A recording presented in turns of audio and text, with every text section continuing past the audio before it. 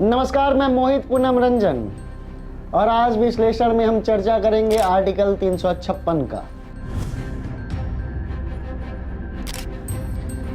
Article 356 के बारे में आज हम जानेंगे, विश्लेषण करेंगे और जानकारी आपके साथ साझा करेंगे। आखिर आर्टिकल 356 क्या है? आप सब इस आर्टिकल को इमरजेंसी आपातकाल के नाम से भी जानते हैं। आर्टिकल 356 जो है वो राष्ट्रपति शासन होता है। राष्ट्रपति शासन लगाया जा सकता है जब भी किसी राज्य में कोई ऐसी स्थिति हो जिसको संभाला ना जा सके।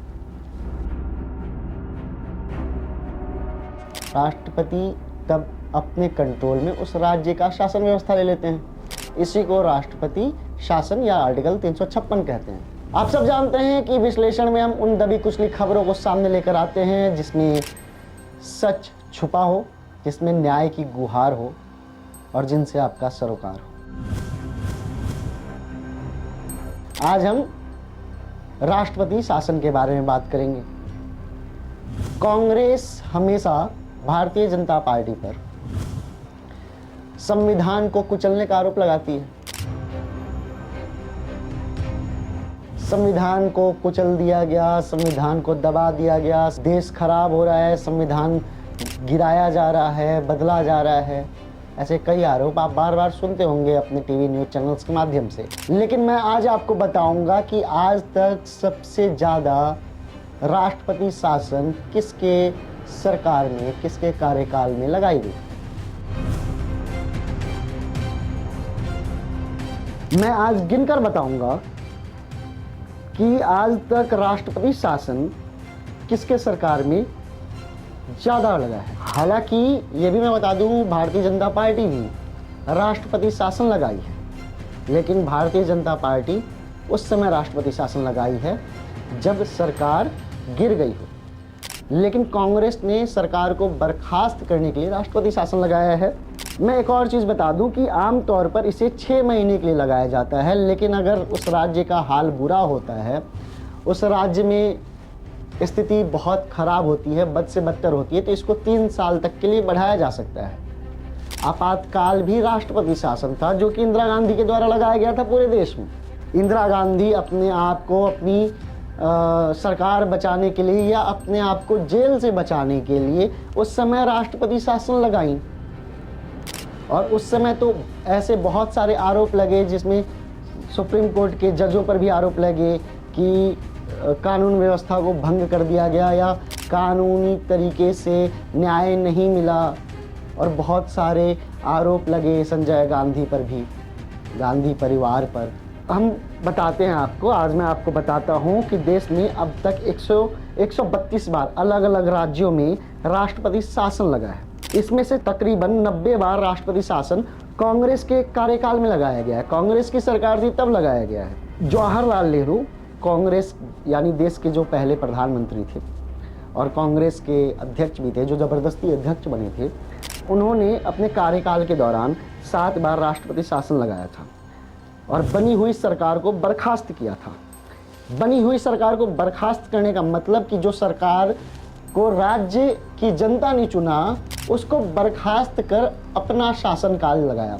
आपको मैं बता दूं, राष्ट्रपति शासन का मतलब ये होता है कि राष्ट्रपति शासन जब लगता है तो राष्ट्रपति कंट्रोल करता है, लेकिन राष्ट्रपति मंत्री के सलाह पर काम करता है, यानी कि इनडायरेक्ट वे में राष्ट्रपति जो शासन होता है वो केंद्र सरकार के हाथ में आ जाता है। तो इसका मतलब ये हुआ कि जब कांग्रेस की सरकार, यानी पहली बार जब लगा था देश के आज़ादी के बाद, जब नेहरू जी थे, तो 7 बार जो राज्य सरकार को भंग करके बर्खास्त करके राष्ट्रपति शासन लगाया गया। वो इसलिए लगाया गया क्योंकि जो चुनी हुई सरकार थी उस राज्य में वो नेहरू जी को पसंद नहीं थी।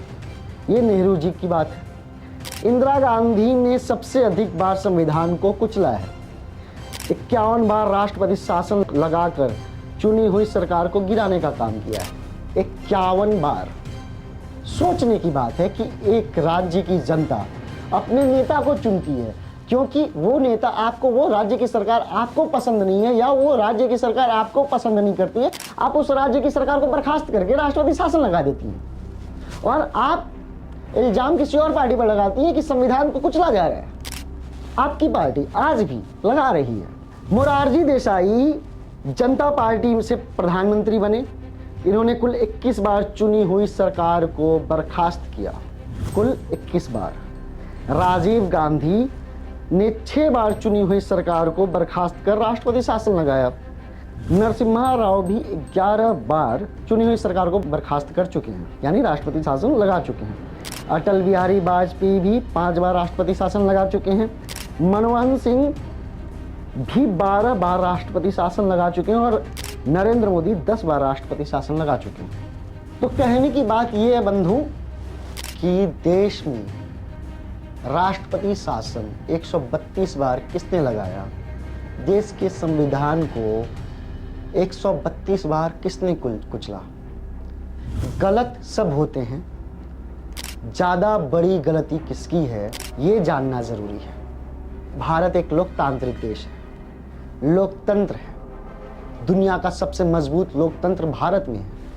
इसमें अलग अलग जाति, धर्म, भाषा के लोग रहते हैं। जनता को हक है अपना नेता चुनने का। चूंकि आपको वहाँ के नेता पसंद नहीं है, इसलिए आप राष्ट्रपति शासन लगा देते हैं, सरकार बर्खास्त कर देते हैं और फिर इल्ज़ाम लगाते हैं कि सामने जो पार्टी है, जो रूलिंग पार्टी है, वो संविधान कुचल रही है। देश को कुचलने का काम, देश को बांटने का काम, देश को तोड़ने का काम मैं खुले तौर पर कहता हूँ कि कांग्रेस ने की। हालांकि केजरीवाल को थोड़ा लंबा समय नहीं मिला। गलती से अगर वो देश के प्रधानमंत्री पद तक पहुँच जाते तो देश में सिर्फ राष्ट्रपति शासन ही लगता। उन पर तो ये भी इल्ज़ाम था कि कनाडा से जो अलगाववादी नेता हैं उनसे वो डोनेशन लेकर सरकार चला रहे थे, सरकार बना रहे थे, खालिस्तानियों से पैसा ले रहे थे। मैं ये नहीं कहता कि भारतीय जनता पार्टी के जितने भी निर्णय आज तक लिए गए हैं वो सब सही हैं। मैं ये भी नहीं कहता कि भारतीय जनता पार्टी से अच्छी कोई सरकार बन ही नहीं सकती। लेकिन मैं ये मानता हूँ कि इस समय देश जिसके हाथ में है उसके हाथ में सुरक्षित ज़रूर है। मैं ये जानता हूँ और ये मानता हूँ कि आप किसके साथ रहना चाहते हैं। जनता ने भारतीय जनता पार्टी को चुना, इसलिए भारतीय जनता पार्टी है। जनता जब कांग्रेस को चुनेगी तो कांग्रेस की सरकार आएगी। लेकिन निर्णय फिर आप ही के हाथ में है। विश्लेषण मेरा काम था करना, 356 क्या था आपको बताना मेरा काम है। लेकिन संविधान को किसने कितनी बार कुचला ये भी मैंने बताया।